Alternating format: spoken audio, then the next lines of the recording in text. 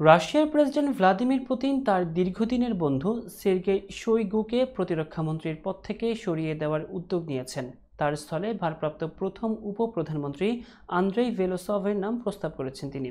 গতকাল রোববার রুশ পার্লামেন্টের উচ্চকক্ষে তিনি এই প্রস্তাব উত্থাপন করেন।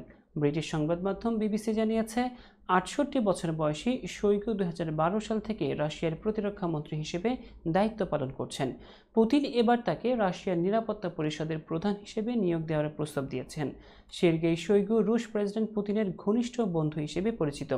পুতিন যখন তার জন্মভূমি সাইবেরিয়ায় মাছ ধরতে যান, তখন প্রায়ই তার মাছ শিকারের সঙ্গী হন শোইগু। তার সামরিক অভিজ্ঞতা না থাকা সত্ত্বেও পুতিন তাকে প্রতিরক্ষা মন্ত্রণালয়ে দায়িত্ব দিয়েছিলেন।